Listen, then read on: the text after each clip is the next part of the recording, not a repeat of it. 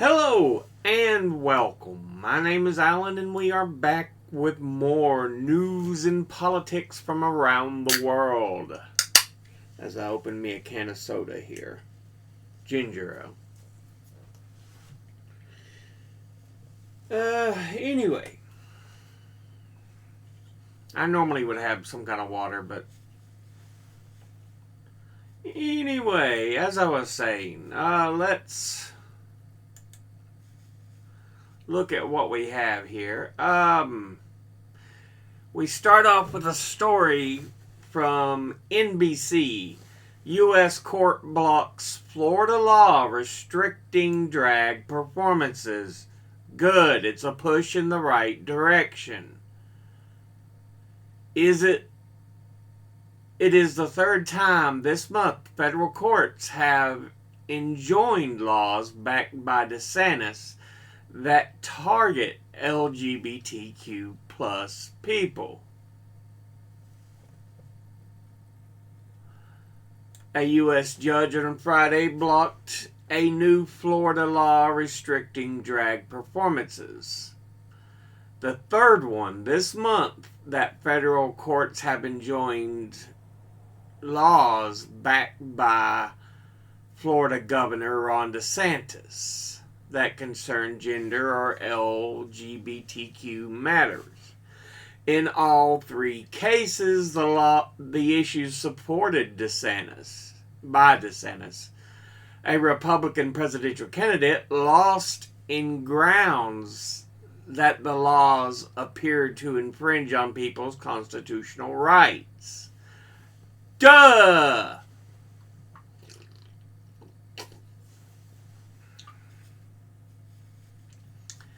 In Friday's decision, U.S. District Court Judge Gregory Presnell of the Middle District of Florida granted an injunction preventing the state from enforcing a law that bans minors from attending obscene live performances, calling it too broad.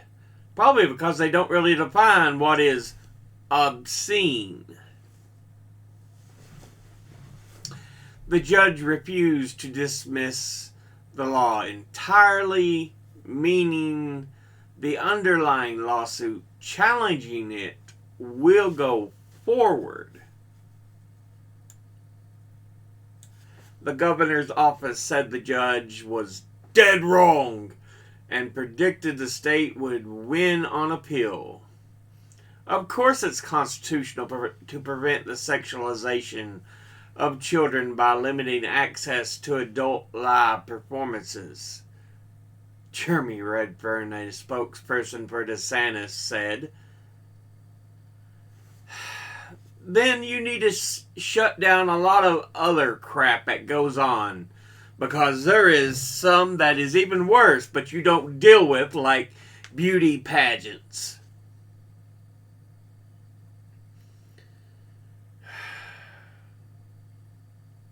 Cheerleading. I mean, have you seen some of the outfits and the things they make them do and wear? Don't tell me that, oh, it's a drag show, it's so overly sexual that we have to protect the children. Usually, no. They're not sexual, and if they are, they are guaranteed pretty much to be, hey, you have to be 18 or over. Darr!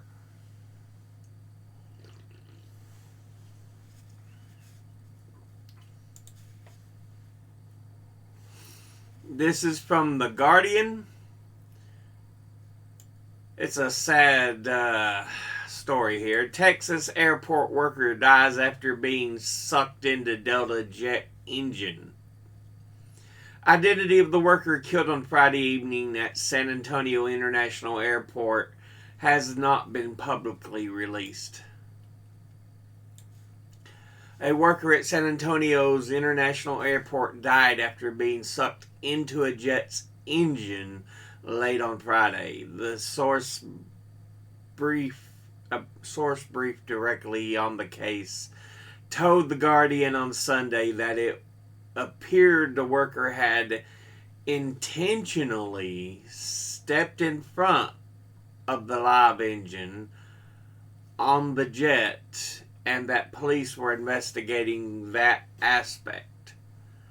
But the cause of the worker's death hadn't officially been determined on Sunday, and the source spoke on the condition of anonymity because the investigation into the case was still pending. So, yeah.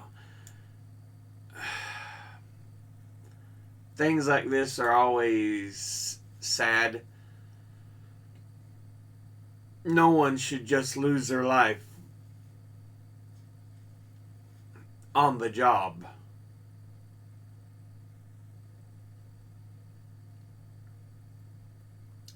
And sometimes you have to. The average person don't always get acknowledged as much as unless they were famous. So sometimes you have to say, hey, this unfortunate thing happened. This is from BBC. Wagner mutiny shows real cracks in Putin's authority. An attempted armed mutiny in Russia shows real cracks in Putin's authority, America's top diplomat Antony Blinken said. He told U.S. media that the rebellion by Yevgeny Prigozhin's Wagner fighters was a direct challenge to Mr. Putin, forcing him into an amnesty agreement. It was a war that should never have been started. Honestly, if you think about it, this is from The Independent. Trump quietly changes political fundraising site to funnel funds toward legal woes.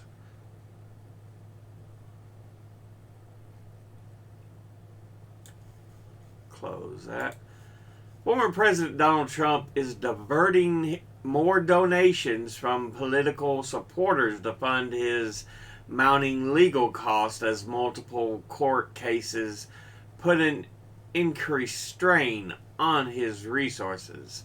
Disclosure next text on the Trump presidential campaign's WinRed digital fundraising platform now specifies that 10% of political contributions will go to his legal battles via the Save America PAC. So, yeah.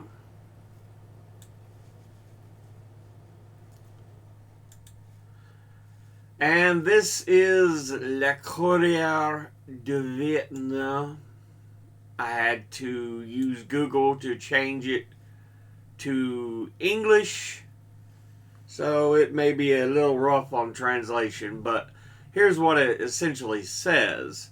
Kenya is not asking for help, but being part of the solution.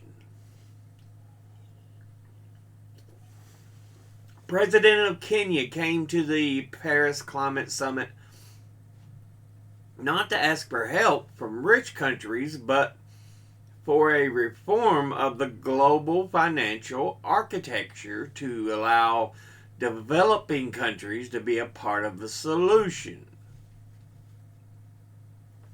Absolutely. The current financial architecture is unfair, punitive, and inequitable.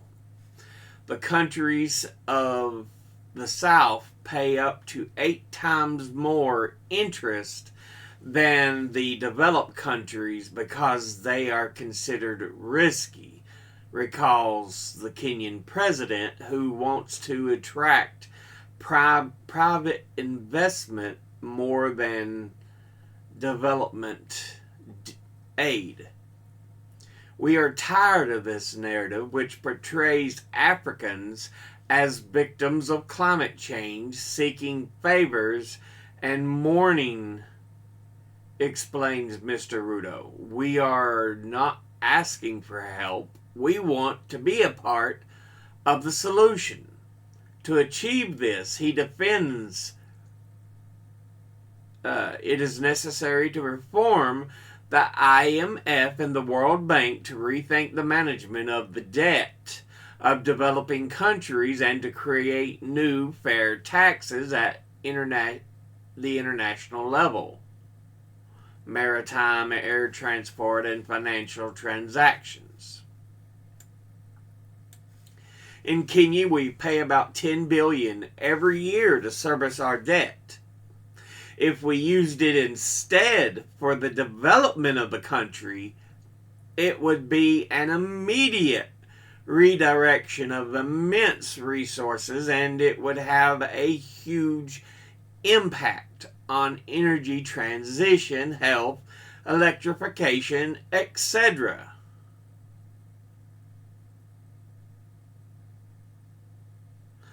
For that, it is enough that the money that we were supposed to pay the World Bank, the IMF, and the other lenders, we converted it into a 50-year loan facility with a 20-year grace period.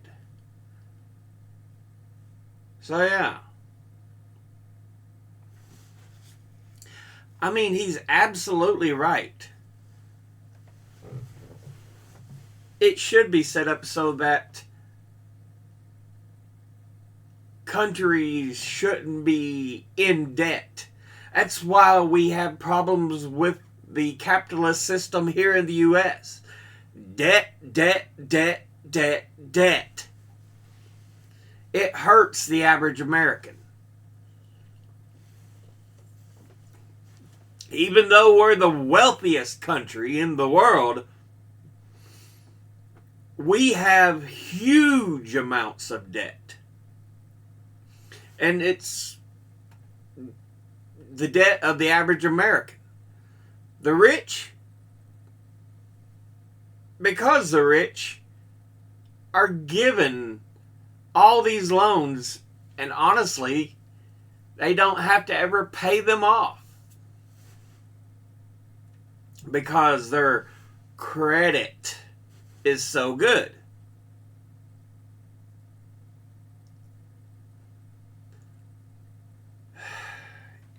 Yeah.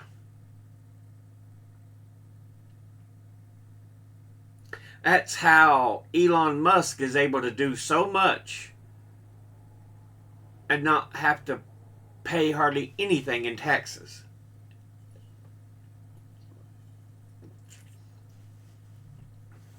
He borrows against his company. And because his name is so big,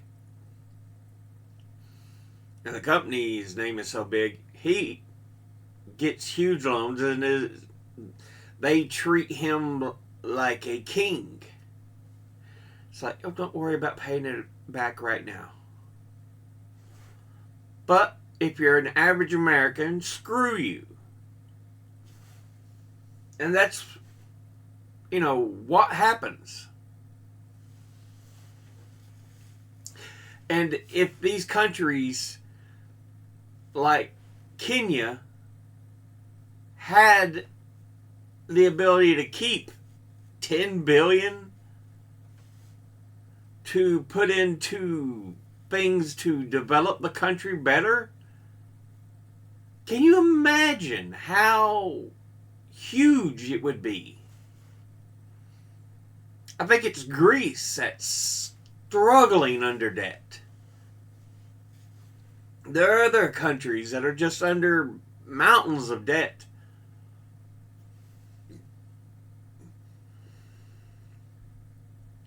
And it should not be that way.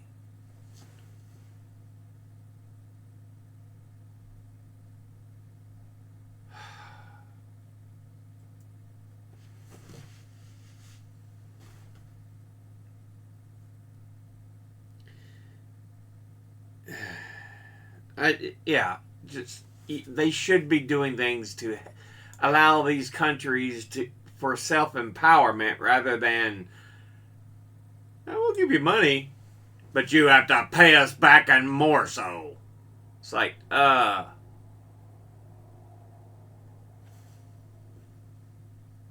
are we supposed to move forward?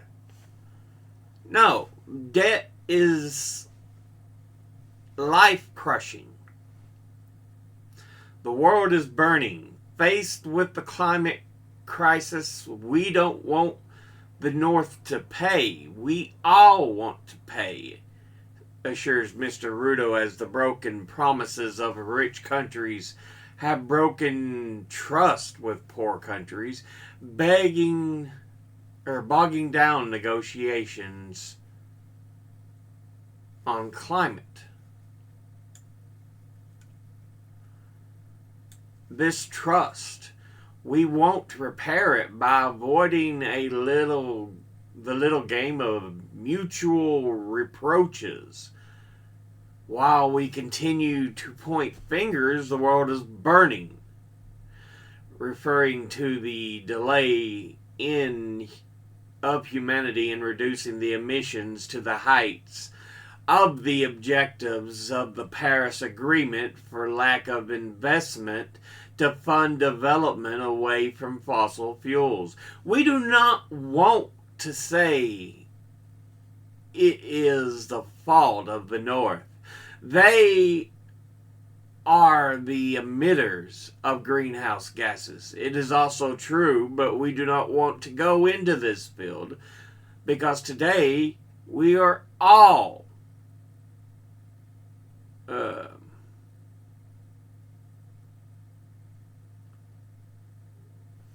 well, it affects us all, I think is what he's trying to say.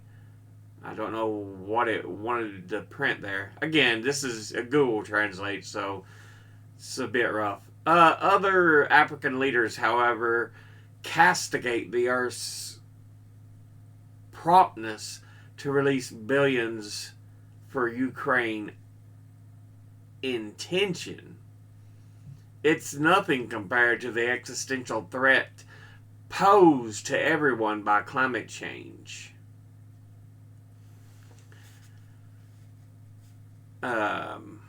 We need to put aside all other problems to face it together. Yes, we do. Absolutely. Yeah, this is from ProPublica. I just thought it interesting because, Samuel Alito released a Wall Street article in preparation for what he knew was coming. The announcement of him accepting huge gifts. And don't forget, Clarence Thomas. Beneficial friendship with GOP megadonor Harlan Crow.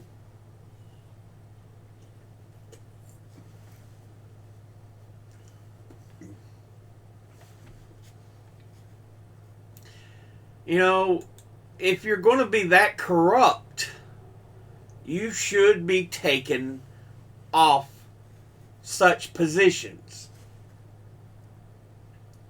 Absolutely. Absolutely. You should not be in a position of such importance if that's what you're going to do.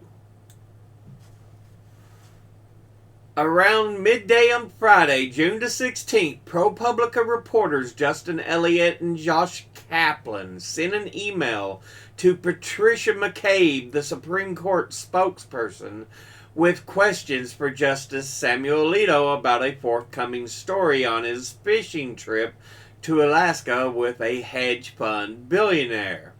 We set the deadline of the following Tuesday at noon for a response. 15 minutes later, McCabe called the reporters.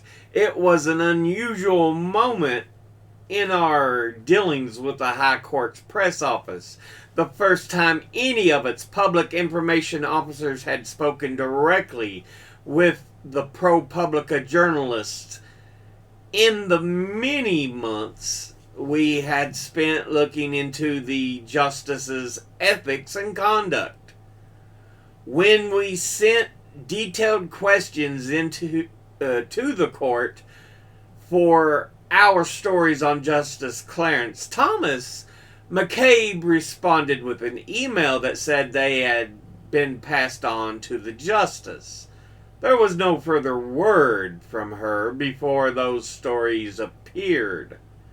Not even a statement that Thomas would have no comment. The conversation about Alito was brisk and professional. McCabe said she noticed a formatting issue with an email, and the reporters agreed to send the 18 questions in a Word document. Kaplan and Elliott told McCabe they understood that this was a busy time for the court and that they were willing to extend the deadline if Alito needed some time. Monday was a federal holiday, Juneteenth.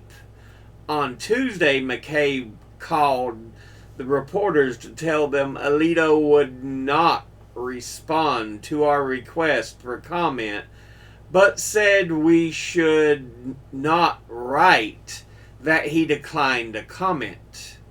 In the story, we wrote that she told us he would not be commenting.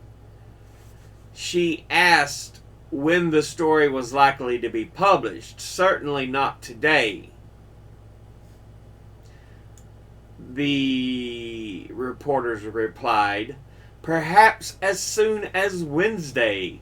6 hours later, the Wall Street Journal editorial page posted an essay by Alito in which he used our questions to guess at the points in our unpublished story and rebut them in advance. His piece headline, Justice Samuel Alito ProPublica misleads readers, was hard to follow for anyone outside ProPublica since it shot down allegations, notably the purported consumption of expensive wine that had not yet been made. So yeah,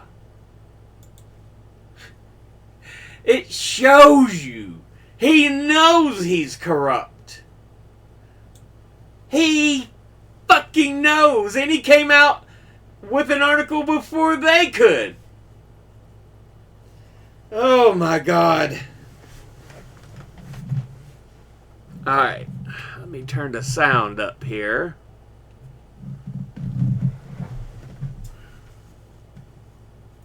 Cause we got a video to watch. Silence. In response to Moms for Liberty, who I think a few of the guys have already left, there must not be that many here, who quoted Adolf Hitler in the newsletter, stating that he who controls the youth controls the world. A moment of silence to think about what that means.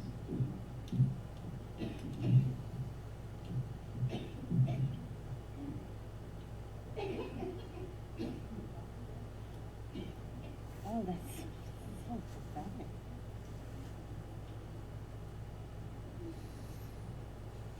Okay, are you through with your? No, I'm not. Is my time up? I can't speak. I can't either. You tell me when my time is. I'm speaking, you guys are interrupting, so I'll take that time back. Please don't address me like you're asking me not to address you. Can you please go ahead with your comment and then take your seat? I'm gonna need an extra 30 minutes because I keep thinking Okay. 30 Can you seconds. please take your seat? Please take your seat, sir. I asked for 30 more seconds because I was interrupted rudely by the board. You're going to escort me out as I'm asking for a moment of silence for Holocaust. We did have a moment of silence. No, we did not. You interrupted. Okay, Officer Cunningham, can you please escort this gentleman out?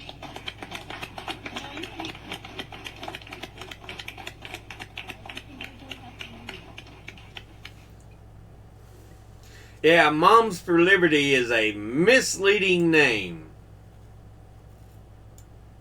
The man wanted a moment of silence for Holocaust victims.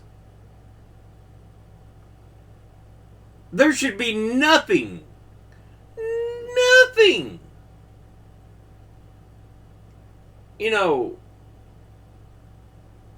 controversial about that. But Indiana Moms for Liberty chapter starts coughing together to interrupt a moment of silence for Holocaust victims. That's all he wanted. He even asked for an extra 30 seconds because of their rude interruption. And we're seeing more and more of these Moms for Liberty. No, they're not for liberty. They're for what they want. It's not liberty. It's Moms for put in what I say, not what anybody else wants. So yeah, fuck that group. But yeah, white protesters joining the march in Washington, D.C. during civil rights movement. I always find these images from this time interesting. And we still had issues. 1991 was the Watts riots. Watts? L.A.? Or was it just Watts? Watts may have been 69. I'm trying to remember, but yeah.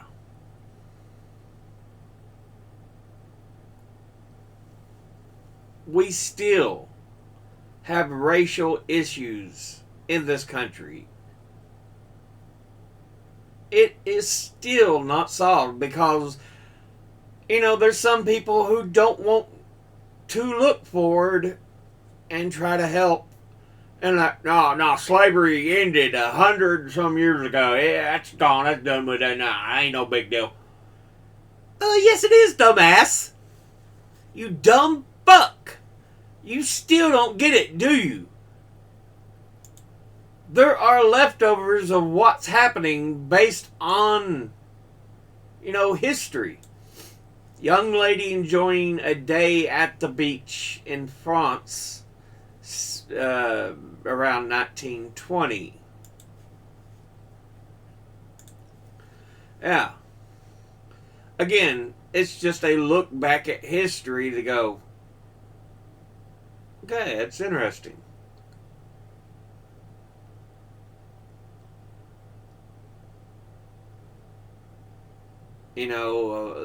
A French beach night around 1920.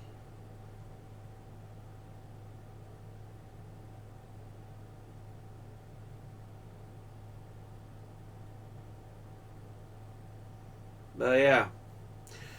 Anyway, I'll go ahead and end this episode there. It's, like I said,